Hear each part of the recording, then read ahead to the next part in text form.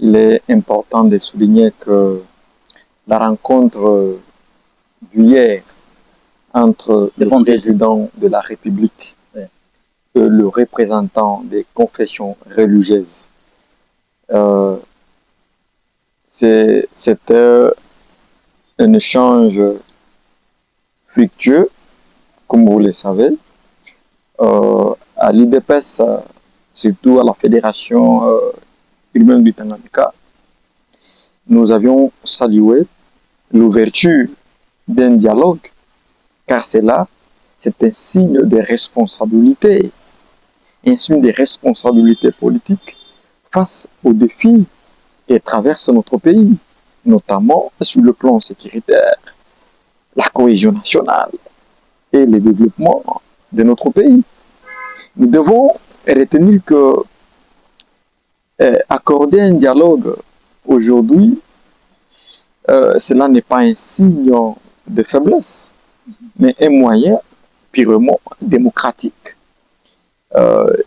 qui est le président de la République en train de mener pour la recherche des solutions aux difficultés qui traversent notre nation. Voilà pourquoi le dialogue que veut le président de la République, c'est un dialogue inclusif. Son exclusivité implique, n'est-ce pas, la participation de forces vives, des forces politiques.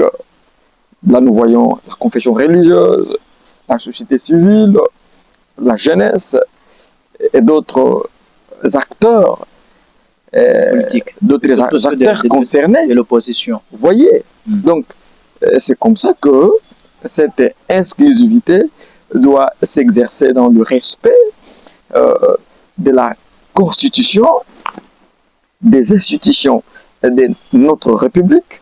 Le dialogue ne doit pas remettre en cause les acquis démocratiques. C'est-à-dire quoi? Le résultat des élections, l'ordre constitutionnel. Et donc, le plus grand souci ici, c'est d'abord la recherche des solutions concrètes aux préoccupations des Congolais. Là, je vois la sécurité à l'est de notre pays. Je vois l'unité nationale.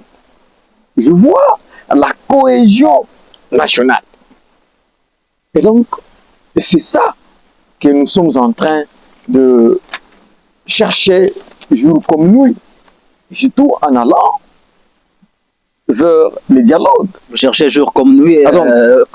Pourtant, il y a eu presque 1h45 minutes en train de discuter parce qu'apparemment, le président Fachi ne voulait pas qu'il y ait un dialogue inclusif. Non, très cher journaliste. Le dialogue doit respecter le principe démocratique, l'intérêt national. Il ne faudrait pas oublier que ce n'est pas notre premier dialogue. Nous en avons déjà connu plusieurs dans ce pays. Et il faut voir le résultat. Il faut voir le résultat. Donc, les confessions religieuses peuvent jouer un rôle de facilitation, de rapprochement entre les différents partis.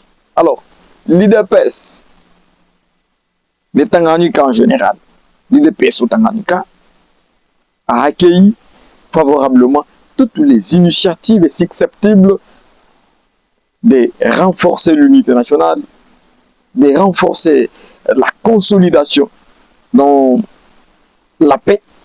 Et si le président de la République a exprimé sa volonté d'engager un dialogue inclusif entre les filles et le fils de la RD Congo, nous considérons que cette démarche doit permettre de recherche, la recherche des solutions aux défis qui traversent notre nation.